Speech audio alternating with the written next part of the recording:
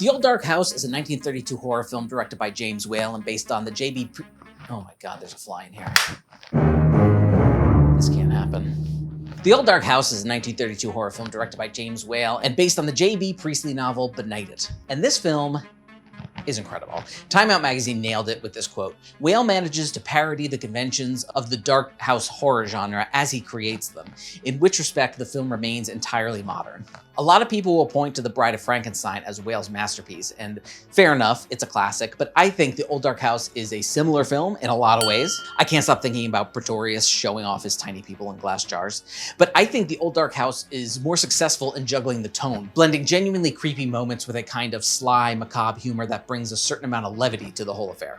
The film opens on a married couple, Philip and Margaret. It's Rose from Titanic, and their friend Roger stuck driving through a terrible storm. Now, for heaven's sake, stop! Let's look at a map or something. My own view is we're not on a map. After almost getting crushed by an avalanche, the three take refuge in, you guessed it, say it with me, an old dark house, where they meet Horace and Rebecca Fenn, and their mute manservant Morgan, played by Boris Karloff. And right away, things are weird. Horace is freaking out. Rebecca wants to kick them back out into the storm, and she's taunting Horace because he's a godless man who fears death. Did you hear what he said? There's a landslide and floods. The lake has burst its banks. We're trapped. We're trapped. We've got to go. Things are wild, and neither our three protagonists or the audience have any idea as to what's going on. Rebecca takes Margaret to go and change in her room, and we learn a bit more about the house and the family, or at least what Rebecca thinks of her family. They were all godless here. They used to bring their women here, brazen, lolling creatures in silks and satins. They filled the house with laughter and sin, laughter and sin. We also learn that there is someone else in the house, her father, in a room upstairs. My father's still alive. He's upstairs. He's very old. Oh, is he? He's 102. That's very old, isn't it? This scene is great. Possibly the best scene in the film, cutting around to different mirrors, distorting Rebecca's face as she speaks, and even after she leaves and Margaret begins to spiral, we get a masterclass in editing, cutting back to Rebecca's speech, her deformed features echoing in Margaret's mind. Everyone sits down to eat and is interrupted by Sir William Porterhouse, played by Charles Laughton, who would go on to direct the incredible The Night of the Hunter, and Gladys. William is a wealthy businessman whose wife has passed away, and he's traveling around with Gladys as a companion? He gives a pretty moving speech about how the wealthy had looked down on his wife, and after she passed, this made him relentless at making money. I buy me first dress suit, and Lucy has a new frock. A cotton frock. It seems that Lucy didn't go too well at that party, especially with the women. They snubbed her. Nothing definite, you know. Just didn't think the cotton frock was good enough. Well, Lucy worries about it. Gets it into her head that she's going to hold me back. Well, you may not believe it, but I know that's what killed her. The night goes on, Morgan gets drunk and attacks Margaret. Margaret and Philip discover the room where Rebecca and Horace's father is laid up in bed. He tells them that madness has gripped the house after the passing of two of his children. This is an unlucky house. Two of my children died when they were 20.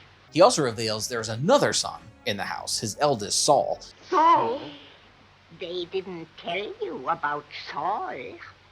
No, they didn't. Saul is the worst, you know. We have to watch him. Because, you see, he just wants to destroy, to kill. And he warns them that if Morgan is bad, he might try to release Saul. Saul? And guess what? He does. And finally, we meet Saul, who seems to be this meek, small man begging to be understood. It's not him that's crazy, it's his family who locked him up for no reason. Please, please don't touch me. Well, what is it? Listen, don't put me back.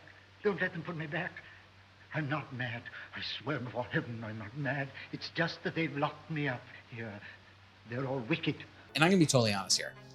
The film got me. His siblings have been acting more than a bit erratic, and so I was like, what a twist. He's a prisoner. But no. They got me again, because Saul actually is a homicidal maniac with incredible knife-throwing abilities. But he's eventually subdued, and everyone can finally relax and fall asleep in the morning, finally leaving the old dark house for a bright new day. Goodbye. So happy to have met you.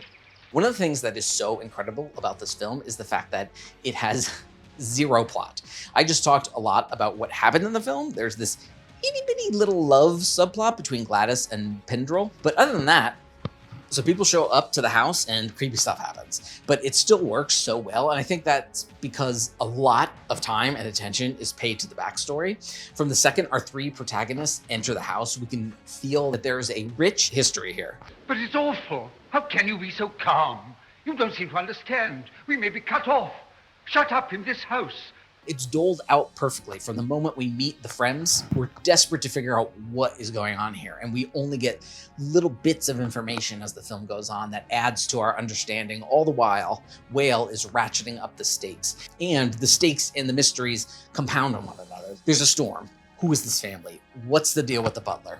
Why is Horace afraid to go upstairs? There are new people here. Now Morgan is drunk. What was the noise from the room? Why is this door locked upstairs? Is Saul going to get out? The whole film feels like the climax to a different film, told from the perspective of people who just stumbled into it. Does that make sense? I don't know if that makes sense to you.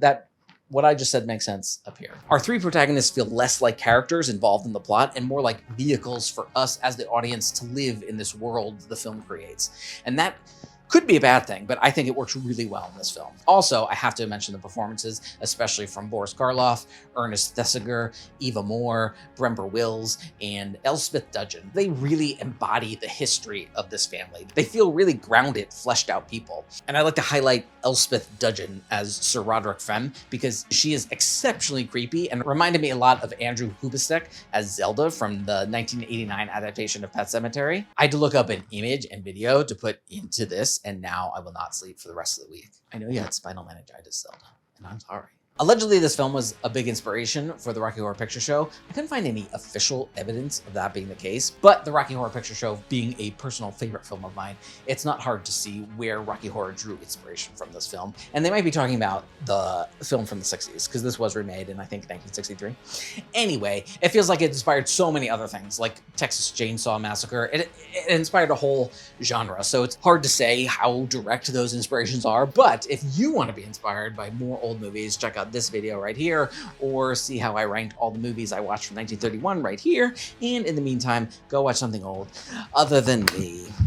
It's astounding. Time is fleeting. Madness takes its toll.